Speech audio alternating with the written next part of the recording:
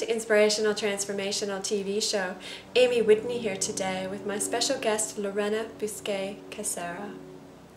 From the moment I met Lorenna, she wraps you up in the most beautiful, loving energy.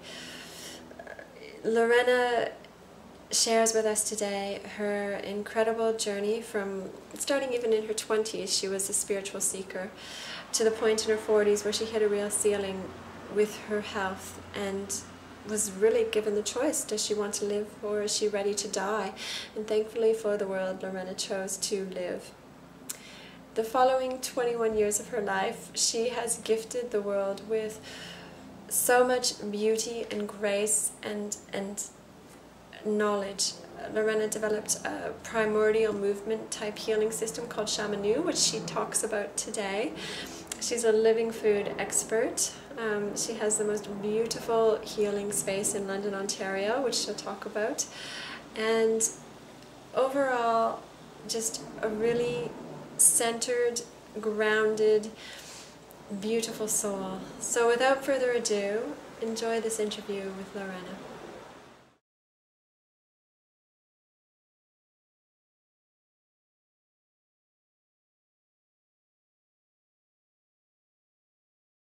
Lorenna, thank you so much for joining Inspirational Transformational TV show.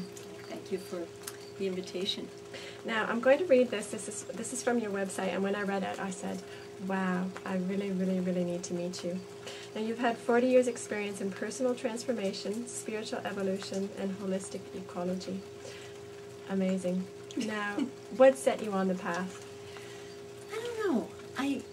When I was 20, when I left home, I just, there was something I was searching for. My family used to say, what are you looking for? And I'd say, well, I'm not.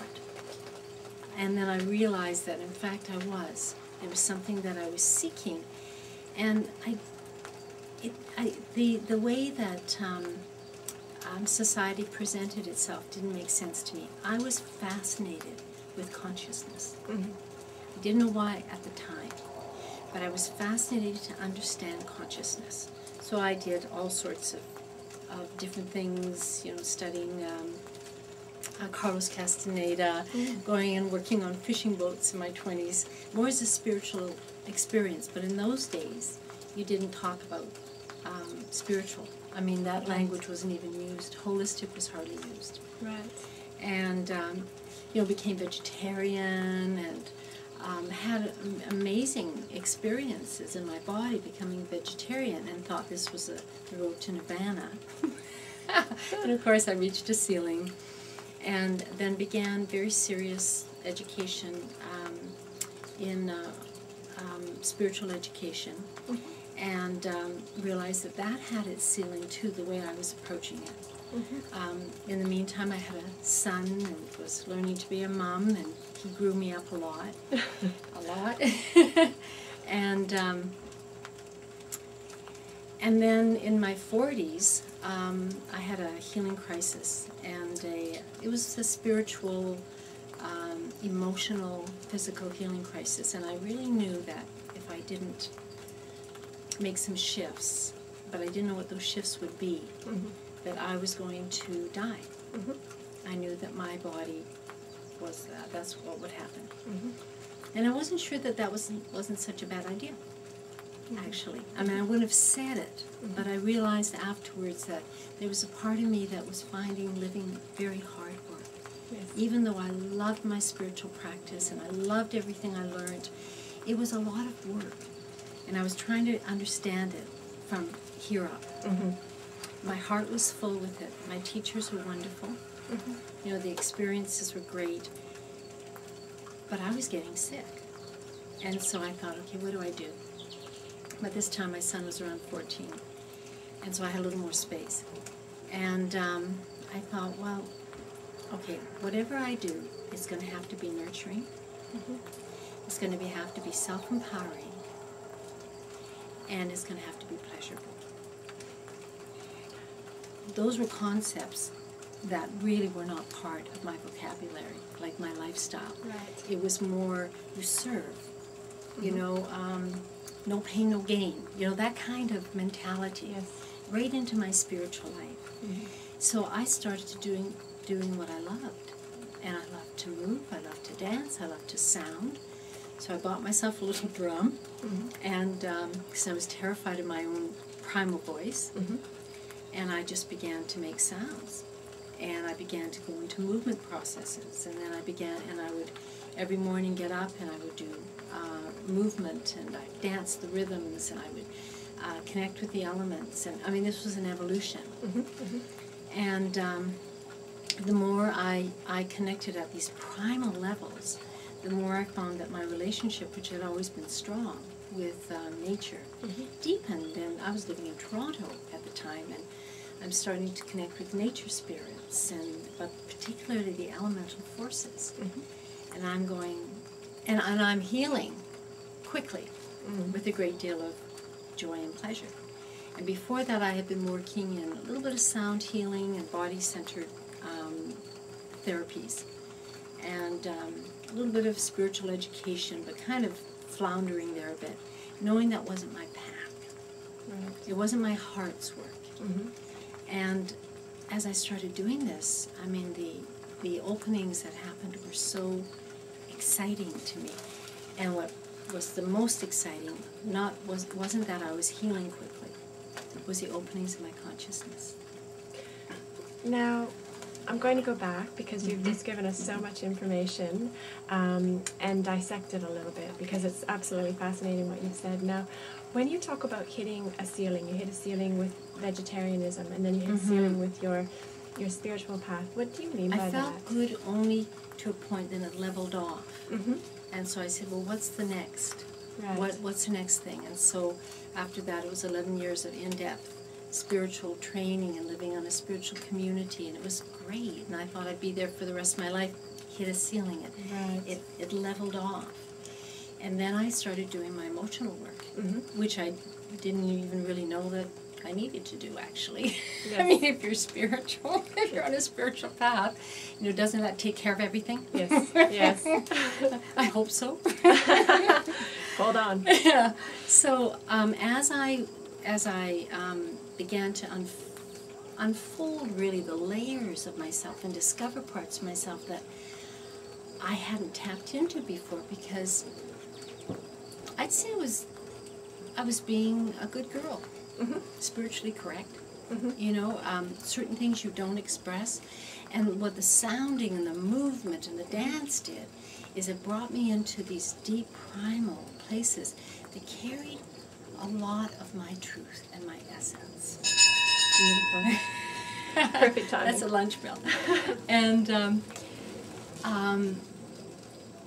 And then people saw changes in me, and they asked me if I would do a workshop, and it evolved into what I now offer called Shamanu Earth Wisdom Teachings.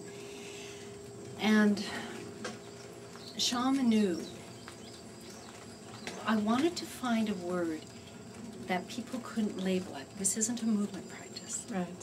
It's not a breath practice. It's not a sounding practice. It's not a ritual practice. It's not a meditation practice. But I bring all of those in. Beautiful. It's a practice of discovering self through a very intimate relationship with nature, particularly the elements. And I don't know, I have this passion. I say if I have a goal in life, it's to be able to hear the voice of the elements, and I know them as being. They're not like air, I breathe air. They're a being. And they've taken me through this journey. I mean, they have to be being. I'm made of them, so are you. Right. If they're not being, I'm not being. Now, it's all sparked by this invisible thing we call spirit, right? And that's huge, that's vast, that's in everything. But how do I know that? And how do I connect with that mystery, that place, without this deep relationship with what I'm made up of: air, fire, water, earth, and ether.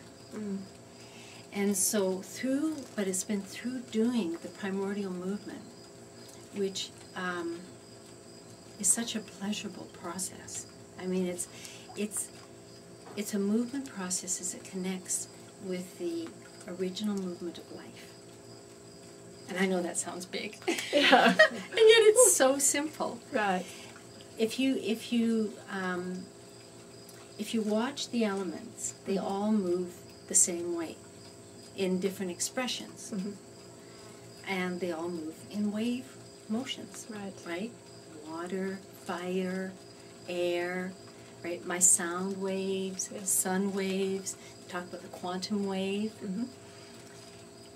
And a beautiful woman who really developed this in an in-depth way, Emily Conrad, developed something called Continuum. And as I was exploring this, somebody said, you know, you should meet this lady. Mm. And my body had spontaneously gone into these motions Mm-hmm. as I was doing sounding, as I was doing different movement practices. All children do this, by the way. It's our movement. Excellent. And when I saw her do this, and she helped me to refine this so that I could teach it, but I knew that I was doing something that I couldn't see, and that I wasn't able to teach at the time to my students, and their healing process wasn't happening as gracefully, let's say, as mine was. So I thought, what am I doing? There's something I'm doing I can't see. And it was the wave motion. Is it something you can teach then? Totally. I mean, that's what primordial movement is. It's Right. teaching the primal movements of life. And we address it in all these different ways.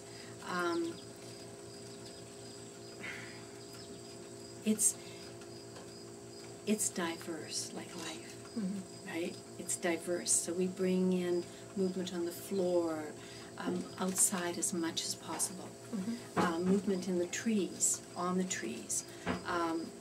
grass. I mean, indoors, from chairs, stools, hanging from ropes. I mean, as much diversity as possible to break the layers of linear thought, conditioning, and belief systems that keep us from connecting what is absolutely true here. And what we teach at the center is ways to access your own greatness, really, your own truth. Beautiful. Yeah. So on top of the movement, you have other aspects that you teach at the center? Yeah, you mean the movement and the sound on top of the movement. Integrated in with the movement is sound work, breath work, ritual. That's a very important part. Can you tell me what ritual is? Ritual, I'll draw on some of the ancient traditions, but the way that I teach ritual is what is the container that we want to create for this moment that's going to help to facilitate the healing and the transformation that is waiting to happen for each one of us. So in my women's circles, we have women's circles on Tuesday evenings. One of the things we've been looking at is the patriarchy, and how much we as women have been conditioned into the patriarchy the same as men, and that it's not about, the patriarchy isn't about men, it's about a system. So how do we break these deep century encoded belief systems and ways of being as women that relate to, have nothing to do with us as women? Wow. And reclaim what it is that is true at the soul level that the earth so needs, just so needs now. Amazing. And so we would create a ritual space. Often we begin when the weather's good enough in the teepee with a fire. We set an intention. We'll dance. We'll create circles for each other. See, every one of them is so different. But they're nurturing. They're fun. They're very intentional and focused. They're nurturing.